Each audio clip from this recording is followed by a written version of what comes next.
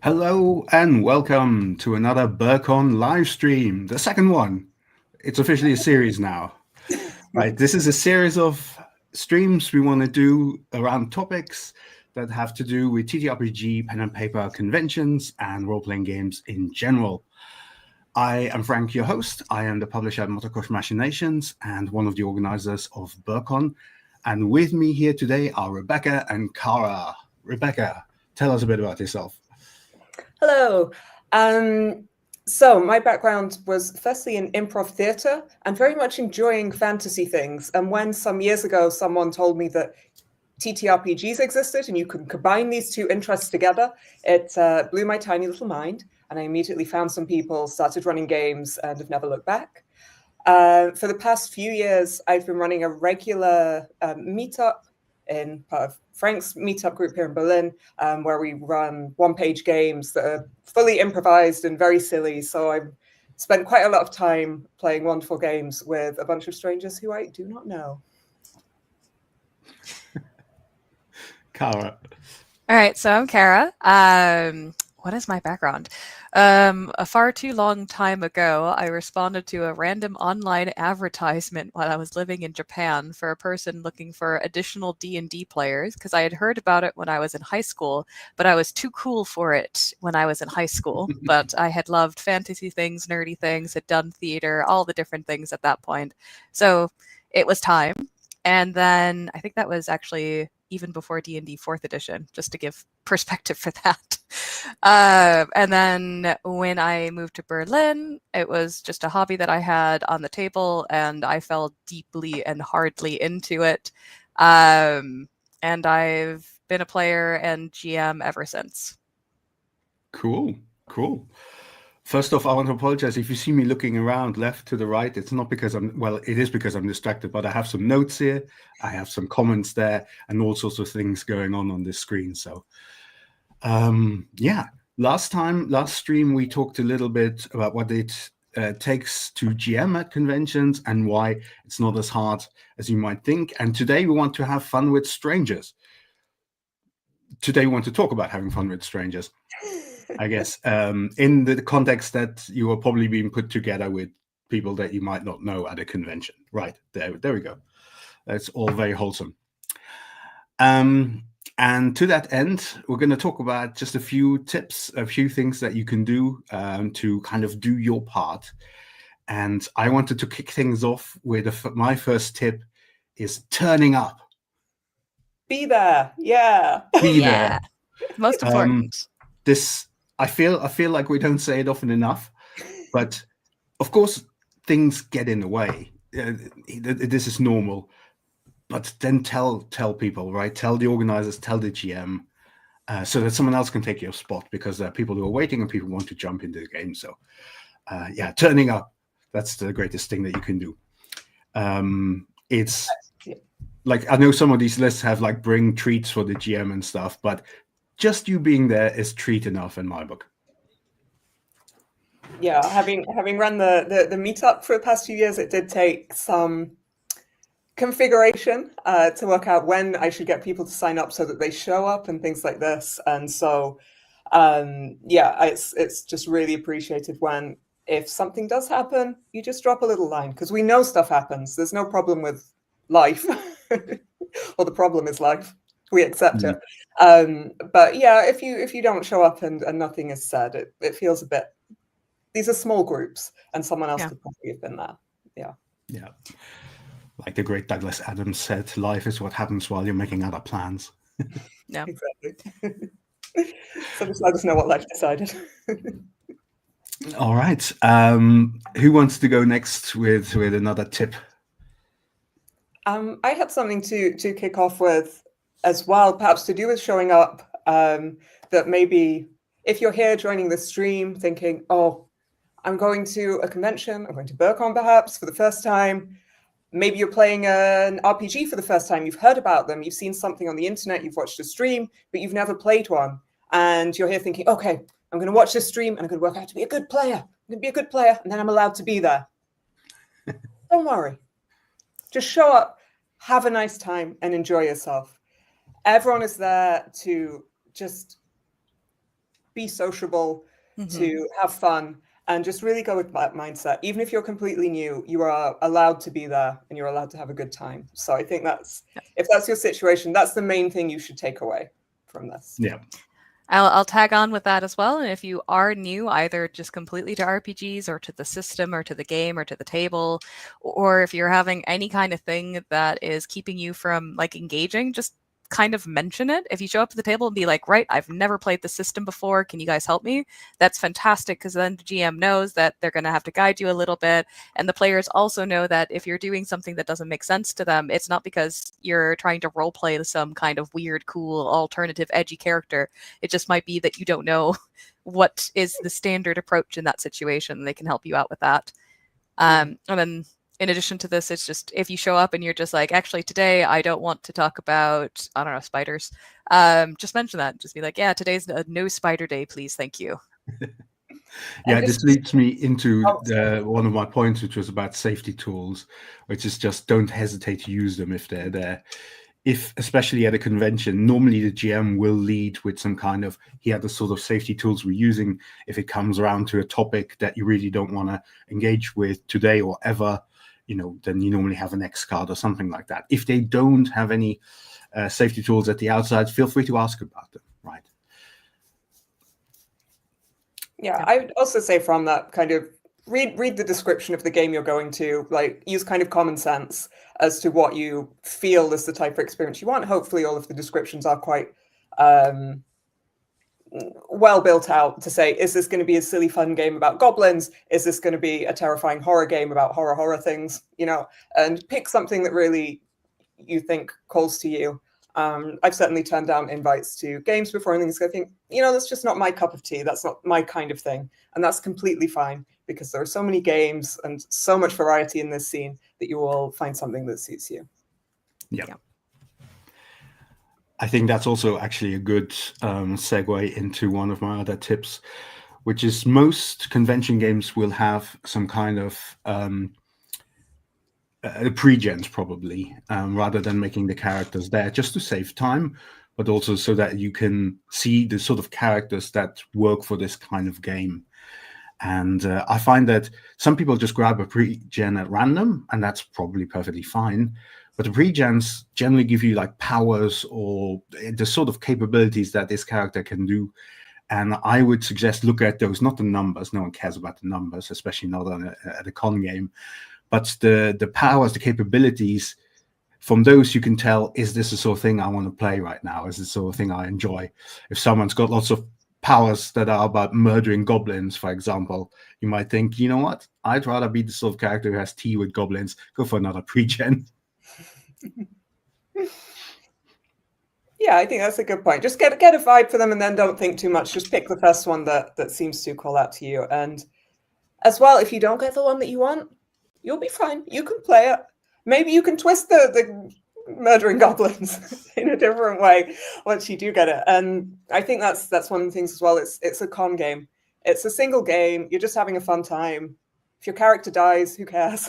I think it's also take risks. Yeah. I was going to say to take a risk, also maybe pick up a character that you wouldn't normally play. Maybe you're normally the face, you like to have a charismatic character, and for this one you want to try more of a fighter or like a stabby rogue, or vice versa. Maybe you're the stabby rogue and you say this time, okay, I'm going to be the face. I'm going to try to charm my way into the bandit camp instead of stabby my way in. It's a good opportunity. If it doesn't work out, it's a convention and it's no big deal, right? You're not committing to a campaign with this character. Yeah, and you'll have learned something from it. You've gone, okay, I tried out this kind of character and I felt it wasn't quite for me, because I think we all have a bit of a range that suits us.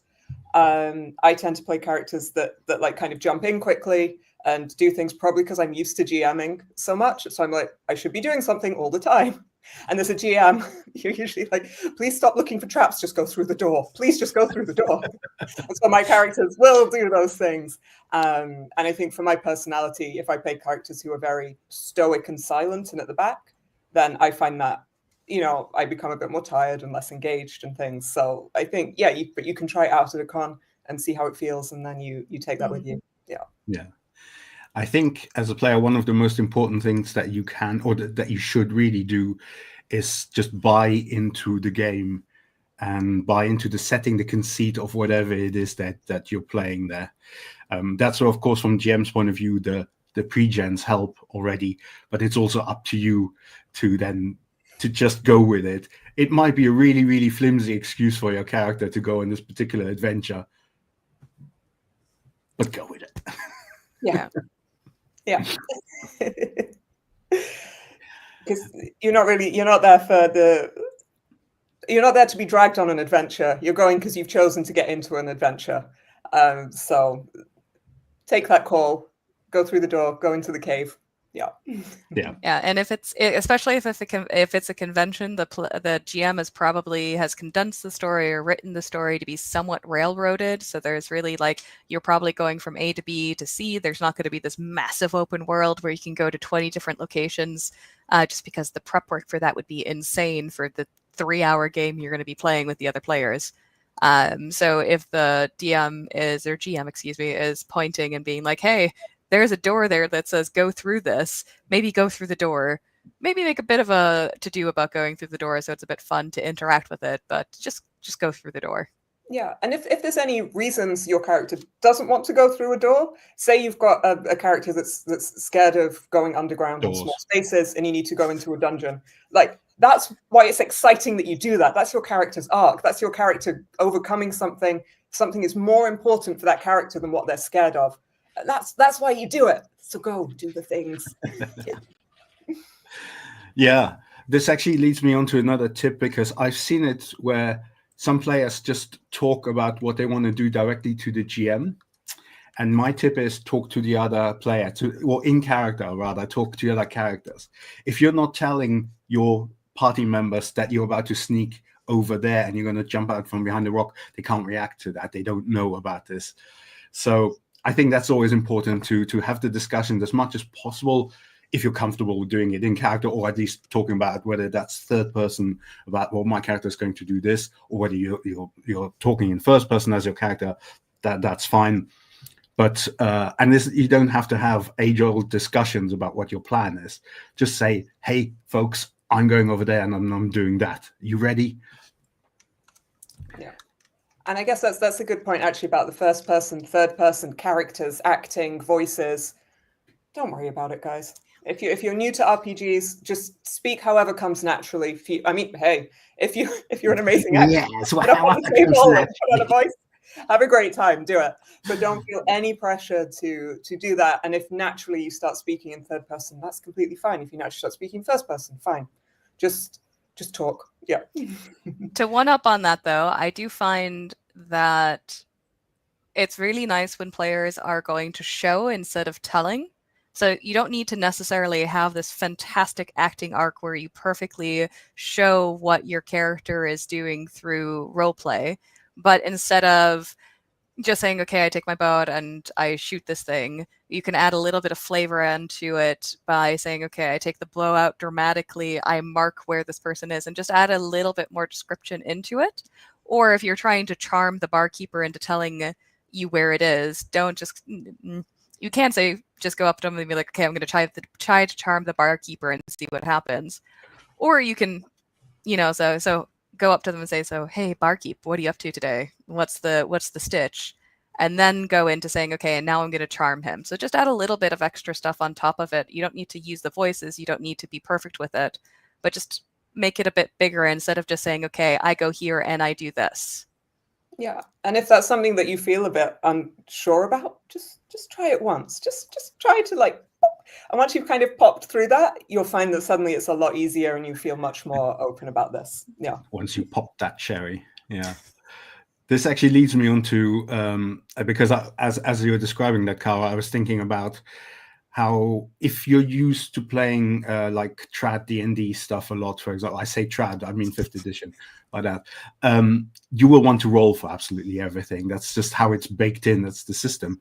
But you might find that a lot of GMs will not call for roll for certain things. If you role play your situation well enough, the GM might just go, I don't see any reason why that would fail, right? Or if there's no interest, no tension in that failing or whatever. So don't go in it with the assumption that you have to make a roll for it. When you have to make a roll for it, then there will be consequences probably if you fail it. But that is one of the symptoms. One of the things that come out from the adage that the answer might not be on your character sheet, because the character sheet is just a few notes to condense some rules into something, into a resolution mechanic or something like that. But it's a role-playing game. You are playing the role, so use that chandelier. Set things on fire. See how it goes. You don't need a rule for everything in order to happen. That's what makes it a living, breathing world. But as a rule, chandeliers and fire can never go wrong. If you have the chance to swing on a chandelier and set a fire, do it. Ideally at the same time. Yep. To go into that, until you make your dramatic essay. Yeah. So to go into that as well, there is a tendency for people to want to always play the hero or play to what they think the table wants them to be doing. And that isn't to say you go in and be the edgelord and you go down the dark alley that everybody else doesn't want you to go down and it ruins the story or whatever.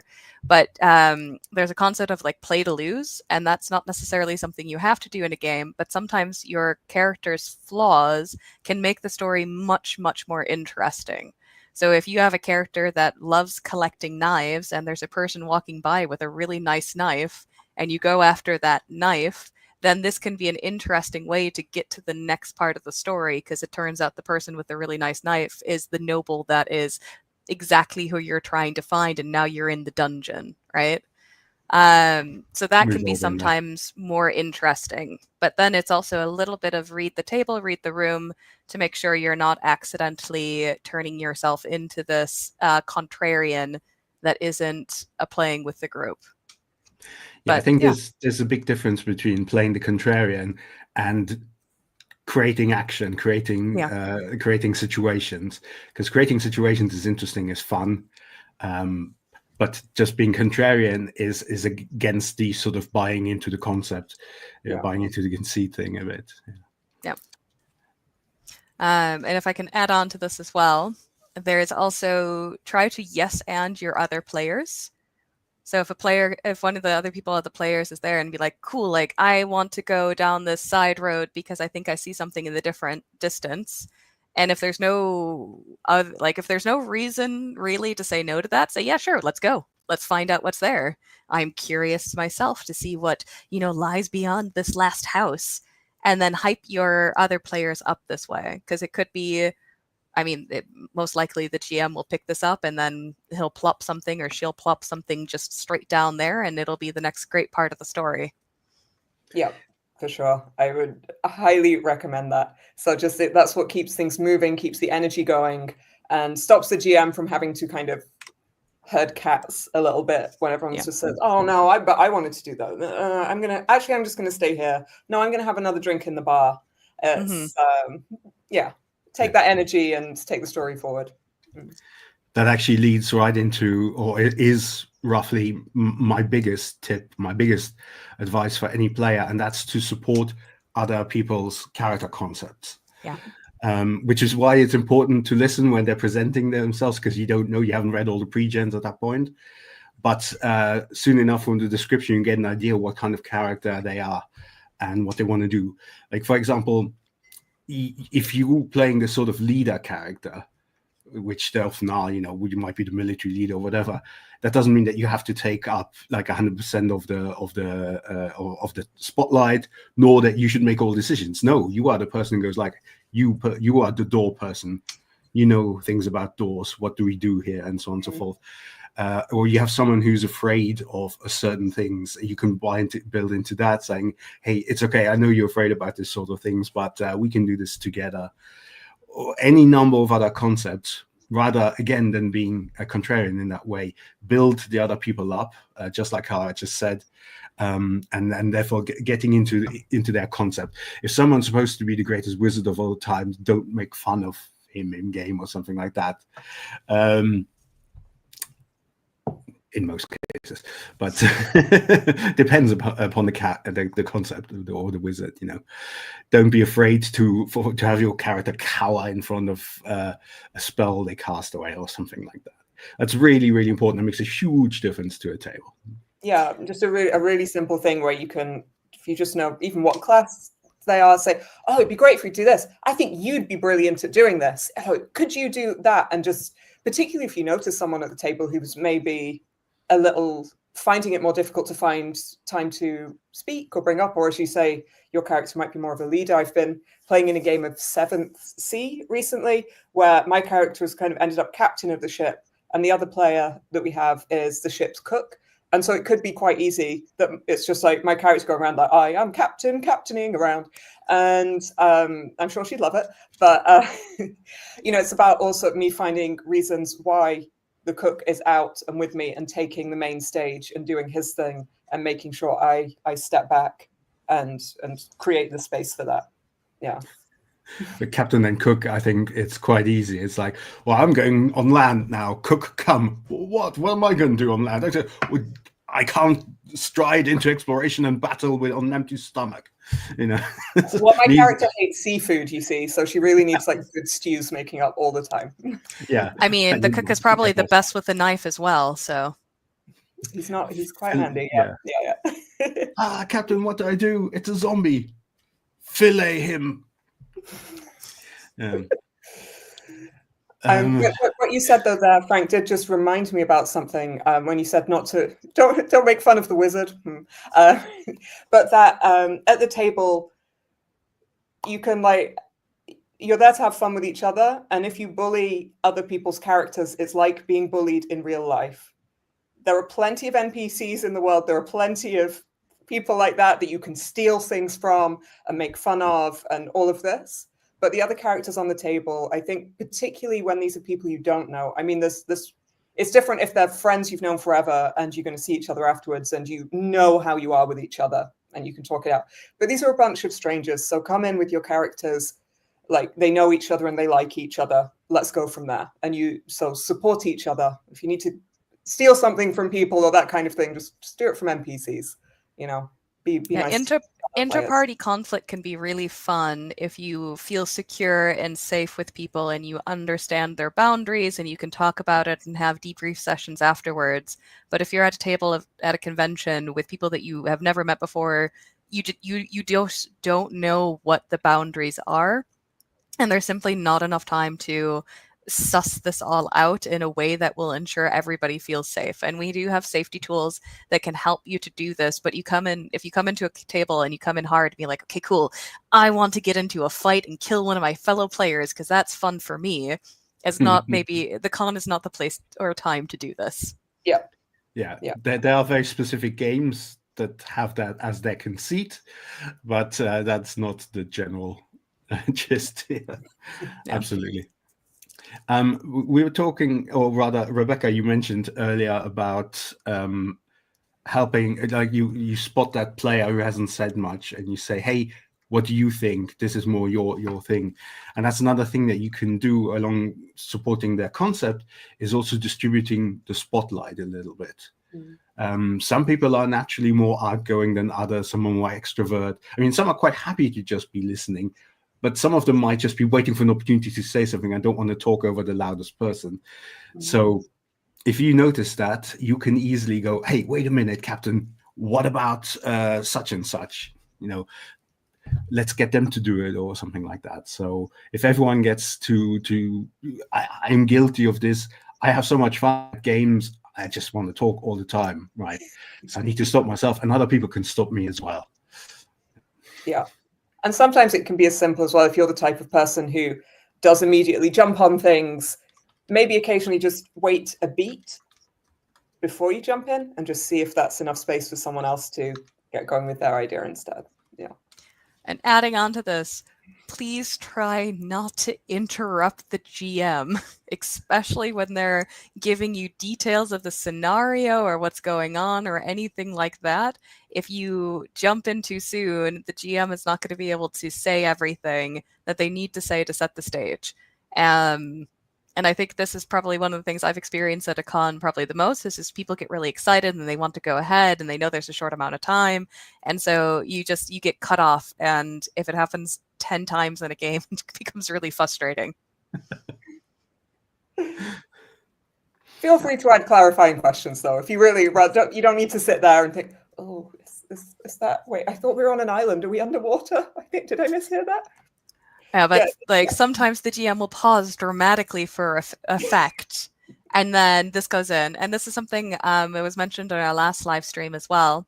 If you want to have a conversation with another player, wait for the space to do it, kind of, so that everybody gets to participate or at least like listen to this conversation. Because if you're the GM and you have 4 players and 2 players are talking to each other and the other 2 are talking to each other, it's very difficult, especially in a convention when it's probably likely to be louder around as well, for the GM to actually follow what is happening.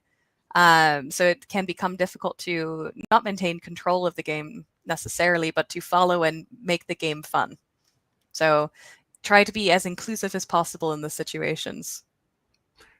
Yeah, that's right. The GM wants to know what everyone is doing, and if you're only telling it to your neighbor, they might not hear it, and you're like, but I said I was going to over there. Oh, sorry, I missed that. Yeah. That actually goes into attention in general, right? You want to pay attention at the game that you've paid for to be there a little bit and stuff. So it's the age-old thing, you know, maybe not bring out the phone and stuff like that. But there will be regular breaks where you can check your messages if you need to. Yeah, perhaps that's a good thing at the start. If the just clarify with the GM if there will be a break in the game and that kind of thing.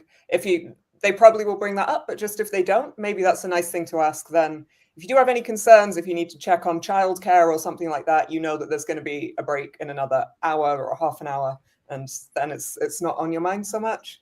And I would say as well, feel free to hold people to timekeeping.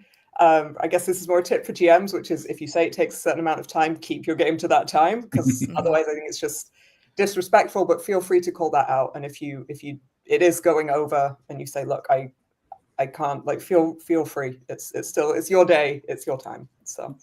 And at conventions, you generally can't go over because someone else will need that table in a moment. Yeah.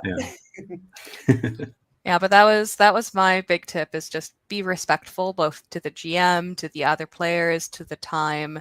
One of my big tips for people is if you are like attached to your phone, try to keep it in your pocket, or like don't have it on the table, or if you have to have it on the table, don't have it screen up, have it backside up so you're not getting the messages. Just try to disconnect from that so that you can have that attention on the actual table. Yeah.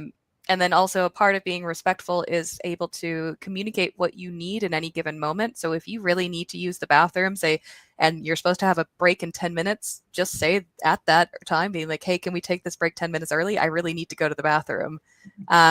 Because if you spend the next 10 minutes really antsy in your seat, trying to be the good player that doesn't want to interrupt and keep to the timetable, you're not being a good player at that point, because everybody's going to see there's something going on with you. So just say what you need. Yeah. At the end of the day, we're just a bunch of people trying to have a nice time. Yeah. Everyone's responsible for that. Everyone just wants to look out for each other and make sure that each other is having a good time as well. Yeah. Yeah. I wanted to circle back briefly onto the supporting each other's character concepts, because something tying into that is failure. And Kara, you mentioned failure as an interesting story generator as well. Fail forward, right? Yeah, fail forward. Sometimes, like, your character let's assume you're playing someone who's supposed to be a master swordsman or something like that, and the dice are just not with you, right? You keep missing. Other people might. It's easy for other players to fall into the trap of then go, butterfingers, or fell on the, slipped on the banana or something like that. Basically, that at that point, you're not supporting that character's concept anymore, right? They are still a master swordsman, but there might be other reasons why their role failed. And therefore, as a player, if your role fails, you can take on the description of why it fails, and you don't have to wait on the GM to say, yeah, I guess you missed because you're tired or something like that. Whatever. Take charge of your character. Say what happened. That failure was like, and I can't think of really good examples now with a sword, but you could say, the type of enemy that you're fighting, perhaps it reminded you of the last time you encountered them and you got this horrible scar from it. Or maybe it's something in your personal life and you can say that someone just got in touch or someone's sick or anything that could be just getting to you. And then suddenly from that bad roll, you've got something really interesting about your character that you have just learned and that you can then kind of take forward into the game. And if the rolls do get better, then maybe something has happened there that means you're overcoming that. If they stay bad, maybe, use those bad rolls. They're the best. I've also had miscellaneous monsters then become also expert swordsmen. So the battle goes from you're trying to stab a goblin to two master swordsmen are having an epic sword battle against each other. And you never expected this goblin to be a master swordsman, but here you go. They are also a master swordsman as well. And so they're riptosing and parrying against each other, and they just can't land any hits, which is quite fun. Yeah, so absolutely. So you can do it as your character by taking control of the reason and the descriptions. And as your co-players, you can support that by not turning it into a joke, by keeping to support their character. I mean, maybe they want to turn it into a joke, and that's another thing, but that should not be your default. Yeah, and maybe as well, if you do have that situation and you just freeze in the moment and think, wait, do I want that? Oh, what, why? And you're trying to ask people in the GM, like, oh, what could be? So feel free as you're going through. You don't have to have all the responsibility on you. Perhaps say you think, oh, could it be that something happened to me yesterday? What could have happened to me yesterday? People might jump in with some suggestions, and then maybe that inspires you. So it's collaborative. It's not. Never feel it's like a test of role-playing skill or something like this. Yeah, especially the loudmouth who's just waiting to get a word in, so they'll be full of ideas to throw at why this didn't work or something. Yep, that's me. Yep. I would say though as well, if you're in a battle and you've missed with your sword because the dice just wasn't with you, it's also fine just to say, I've missed, let's move on, right? You don't need to turn every single scenario into this, okay, when I was 5, my father looked at me the wrong way, and this is the reason why, when I looked into this goblin's eyes, etc., right? It can't just be, you've missed and it happens sometimes, let's move on. Yeah, that's part of the read the room, I suppose. Yeah. And maybe that's the thing as well, reading the room, thinking about pacing, you'll probably have a feel for it where you just know, okay, we've got a bit of space here. I can play around. I can, try and steal that knife from that person and just have a little potter. And other times you think, we're going somewhere. We have momentum. Yeah. Cool. So we've gone through most of the sort of things that I've written down as sort of my biggest hits, my biggest tips. I've got one more that I want to kind of keep for the wrap up. Rebecca, Cara, do you have something else you want to throw in there that we haven't yet touched?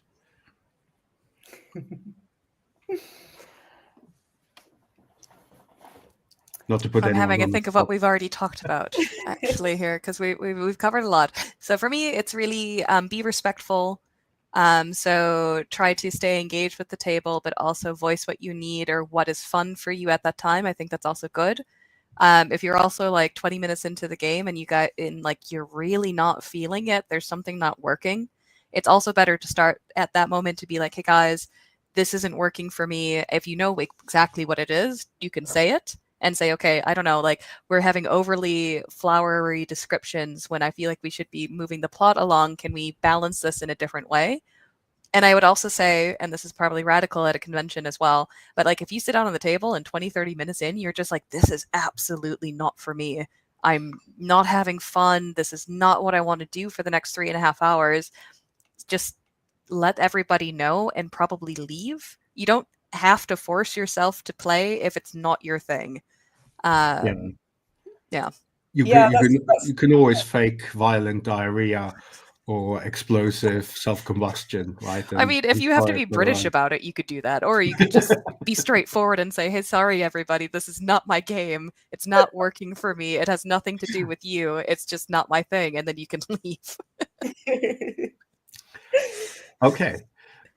So then for the last part of the stream, I want to flip it around a little bit and just ask some questions, some situations, and really interesting to hear what your tips are to dealing with that. And the first one is sort of similar to This Is Not For Me, but differently, where there's another player that you just don't get along with for whatever reason. I don't want to say necessarily they're like a toxic player, because hopefully we don't have any toxic players at conventions. They are all awesome. They smell great, and they dress really nicely. And have they done something different with their hair today? I think so. But just in case you really, really don't get on with someone on the table, how would you handle that? So the first thing would be, it depends on how I don't get on with them, right? So if they're playing their character in a way that I find difficult to play with, I might mention this, being like, hey, I'm finding it difficult to vibe with you. I find you cut me off a little bit too often, or you don't give me space to do what I want to do. If I can figure this out and identify it, I would try to say it. If the player is, I don't know, being unintentionally sexist by not letting my character, who is female presenting, go and do a normal, what I would consider to be a normal thing because they're the man or whatever, or vice versa, they like, you can't do this because it's a woman's thing, I'd probably just straight up call it out and be like, hey, can you stop doing the sexist stuff? We're playing a fantasy world. Gender has nothing to do with anything. But I'm very direct, so yeah. I don't know if everybody would necessarily do this. So I think you Rebecca? Do have the right approach, though. Yeah, because my perhaps natural instinct would be more to kind of silently just retreat from it, which I know isn't the effective way of dealing with it. I'm also used more to GMing than playing, and myself as a GM, I like to think I pick up on these things, or I would hope. I don't think I've had anyone come directly to me and say something, but one of the main thing I'm conscious of is kind of keeping the energy high and people having fun, and checking that everyone seems comfortable around the table. So I would hope that in this situation you have a GM who is looking out for you, and if they don't seem to pick up on it, maybe in a break, also say something. But I think, Cara, you have a really good approach of just say something. There's always as well, I have my X card next to me because I'm a mega nerd and this is what I surround myself with. I have X cards as well, and so that's likely to be a safety tool somebody is using or is familiar with. So you can also just, if you're not sure about how to say it, you can, or to bring it up, you can also just say X, and then you skip the scene if it's making you uncomfortable and you don't necessarily have to explain what it is. Or if this is like the 5th time this person has, I don't know, done something that really rubs you the wrong way, you can say, when you're doing this thing, I don't appreciate it today. Can we not do this type of thing? So opening it up to be more collaborative. If it's other things, though, like somebody is speaking very loudly and it's causing you to be very uncomfortable, again, trying to figure out a nice way to say to this person, hey, when you are speaking, it sounds like shouting to me, and it's making me uncomfortable, is a difficult conversation to have, but it can be managed. And I think if you can't say this specifically yourself, the GM is on your side as well. So talking in a break can be a way to have the GM, then you can offload your emotional support stuff to the GM and they'll make sure it happens, right? Yeah. Yes, and, absolutely. Maybe as well, do give people a bit of time to settle into the game and the tone of the game as well, because it could be someone says something at the start and maybe no one does laugh at it and it is like not the kind of thing that should be being said, but they kind of catch themselves on about that a bit and it doesn't happen again. So I'd say just give people a bit of space to find out, just like a normal conversation you're having in life, like deal with it that way. And if you are both nice people having a good time, but you just don't get on, I mean, it's probably only 3 hours of your life, and you might like other people in the group. The last thing, I know we were talking about time, but the last thing is I would say try to give people grace. We are a multicultural event, especially BurCon coming up. It's going to be German speakers with English speakers, I think with Spanish speakers, with I don't know Any how many other number, yeah. nationalities we have, but there's going to be a bunch of people where English is not their native language and they're going to be playing in a non-native language. And so they are likely going to be saying things which, if you, especially like myself, are a native speaker, you're going to be like, whoa, whoa, that is not okay. And you can then also kind of judge, does that person intend to say it in this way? Or have they heard some kind of phrase and they don't quite get the connotations behind it, and they're trying to use language in an interesting way without having the full context of what they're saying, right? You can usually suss out if they're being mean or purposely rude versus if they've accidentally said something. But just, I think, Rebecca, you said it earlier, have a pause, give it a moment, and then have your reaction to it instead of having the immediate gut reaction in every situation. Yeah. I think there's a hidden tip in there that's if you're a non-native English speaker, you can get away with a lot more dirty jokes. Oh, so much. Yeah. No, but if you're a non-native speaker and you have someone like me GMing who's just like going on and just wittering all over the place and having a great time using the English language, like, thank you for being there.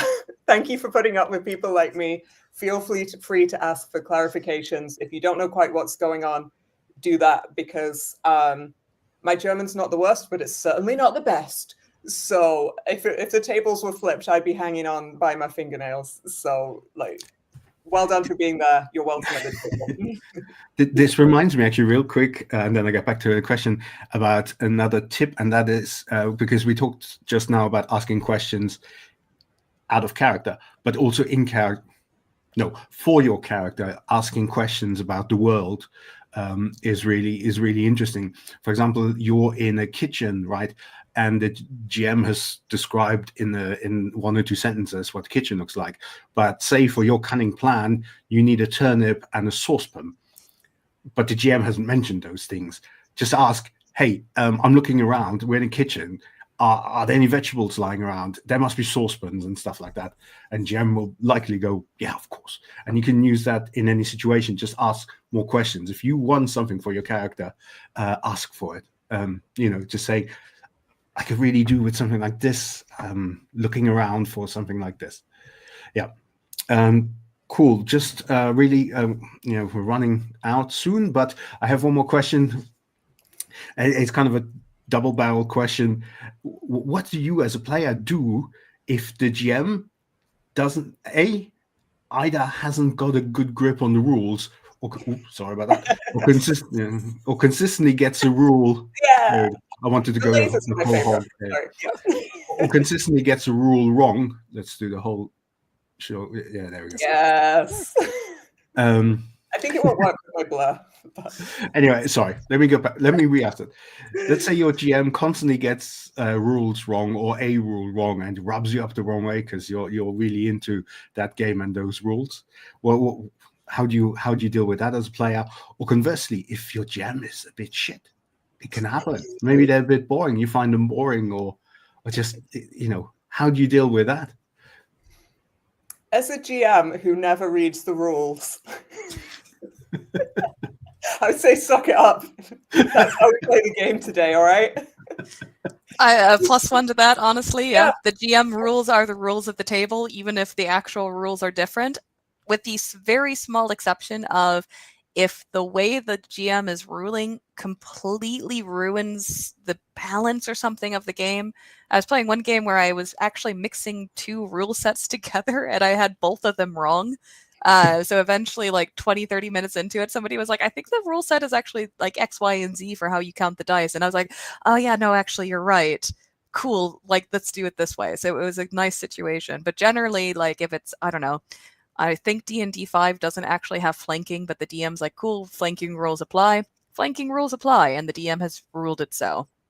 Yeah. Yeah, I'd say because mostly I'm running like 1-page games that have maybe one rule or something, and it's great that whenever I've done these meetups, everyone gets into the spirit of me just saying whenever I think it's fun getting people to run to roll an arbitrary number of dice that I think is appropriate at that moment. You know, Yeah. because that's the rule. That's how we're doing it. It's fun. And so that's great. And then with something like D&D, when I run D&D, I always say if people call a game crunchy, I am like crunchy if you poured a pint of milk on cornflakes. That's what I do to crunchy. Like I just kind of skim over it, and I just want to keep things flowing. So I think as long as there's a good flow and a good energy, whether you should have had +2 hit points or something like this, it's For the second part where the GM is just a bit shit, I don't know if that's a direct quote, but I feel like it is. I think there's a couple of ways to handle it. First off, try to stay engaged. If you just completely turn off, pull out your phone, or just la la la or anything like that, worst reaction you can have. So don't do this. Rather, if there's a break or you can cause a pause, being like, hey, the game is not being fun for me right now. I was expecting this sort of gameplay. Is this something we can incorporate? So let's just say you wanted to have more actual roleplay, and every time you start to roleplay, the GM cuts you off and starts the next bit of the adventure, right? Doesn't allow you to really get into character or enjoy the scene. You can say, hey, so just pause. Can we play? I thought this would be a little bit more of that, and just see if they agree to this. And then, as I said earlier, if you try this out and you try a couple of iterations and you've been vocal about what you want or what you need in this moment and it's just not working out for you, then you can just tap out and say, sorry, guys, this isn't the game for me today. I'm really sorry. Thank you for the time so far. I'm going to leave. But do try to vocalize what you would like or what you would need from the game before you just tap out and like leave forever. Yeah. And maybe remember as well that perhaps this person is GMing at a con for the first time. Maybe they wrote this one shot themselves, and perhaps they've only run it a couple of times or something. So I'd also just try to be encouraging, and again, don't see it as a players versus the GM or something like that. It's everyone together just trying to work out how to spend a good few hours in the afternoon. Yeah. That leads me perfectly to our conclusion, which is that having fun at a convention is everyone's job at the table. It's not the GM alone who brings the fun. You know, you are all part of that mix, and it will only work if you all work together. And hopefully using the tips that we talked about today, in particular supporting other people's character concepts, buying into the game, turning up, let's not forget that one. You can make that happen. And everyone at the table is going to have an unforgettable time. Yeah. And with that, I'd like to say thank you to my guests, Rebecca and Cara. I hope that we will be running another few of these streams. If you want to keep up with news on when they happen, join our Discord or go to our website where all these things are linked. That's bircon.berlin, BIRCON.Berlin. Join our Discord, join our newsletter. That's where you find all of the information. And if you want to rewatch this will of course be on our YouTube channel pretty much as soon as we hit end stream here. It was lovely to talk with you all about this subject, and looking forward to see you all in the next stream. And at BurCon in like a month. And at BurCon. Bye. Bye.